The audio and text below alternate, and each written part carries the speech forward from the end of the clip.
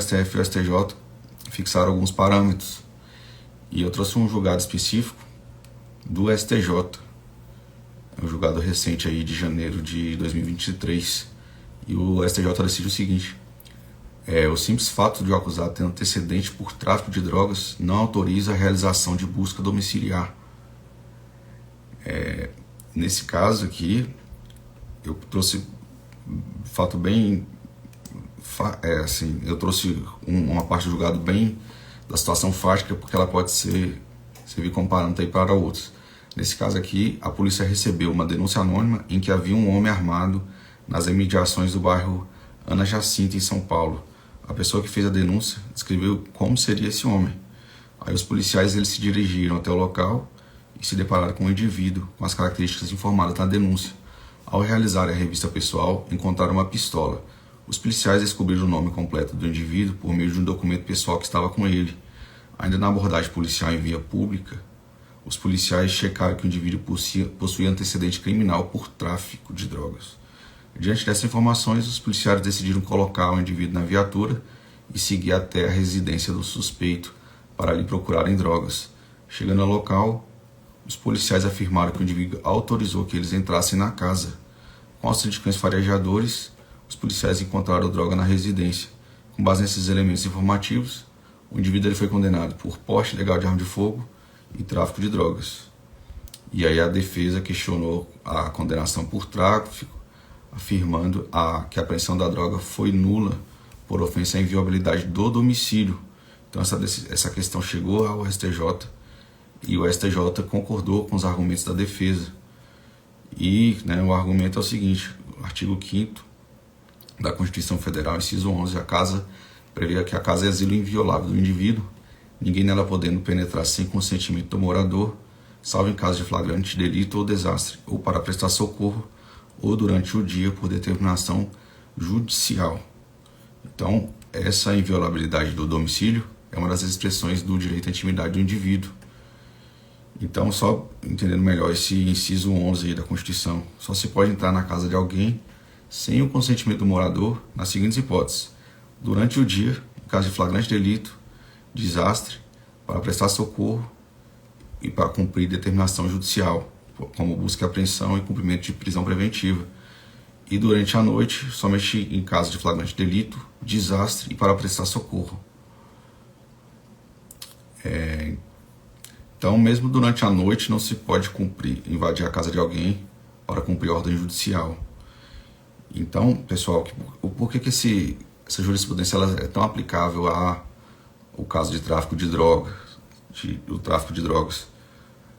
Porque, conforme a previsão na Constituição, nesse inciso 11, havendo flagrante, é possível ingressar na casa do acusado, mesmo sem o consentimento do morador, seja dia ou noite.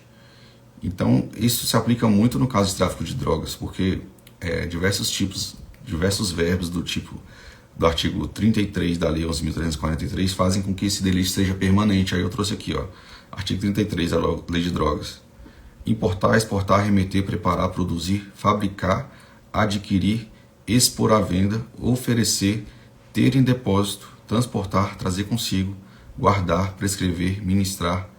Enfim, principalmente esses verbos: expor à venda, ter em depósito e guardar.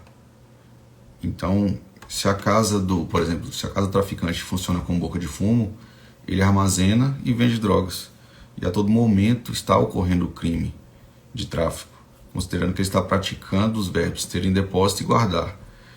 Então, por isso que muitas vezes a polícia ela entra na residência e lá encontra a droga. Uma vez encontrada a droga, o argumento é sempre que houve o flagrante delito. Então vamos lá, eu estou continuando aqui a analisar esse julgado específico do STJ, porque ele se aplica a vários casos aí do dia a dia aí. Então, diante disso, havendo suspeito de que existe droga em determinada casa, o que vocês acham? Será que é possível que a polícia invada a residência sem ordem judicial, ainda que contra o consentimento do morador? A resposta, pessoal, é sim, porque se ele estiver praticando o crime ali de tráfico, por exemplo, tá ali guardando em depósito e expondo à venda, Sim, mas nesse caso concreto que eu trouxe aqui, o que o STJ decidiu foi o seguinte, isso se aplica a todos os casos, na verdade. Sempre deve existir fundadas razões que indiquem que ali está sendo cometido um crime, flagrante delito.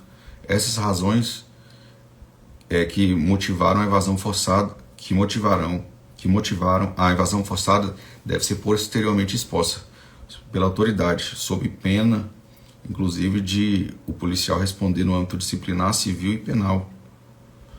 E, além disso, todos os atos podem ser praticados. Então, o entendimento pacífico aqui do STF e do STJ é que a motivação deve ser justificada, sob pena, inclusive, de responder administrativamente aí, civil, penal. Aí eu trouxe um julgado sobre o tema do STF. O STF já tem uma tese firmada aí, um julgado de 2015, é o tema 280, firmado em repercussão geral, está lá no informativo 808.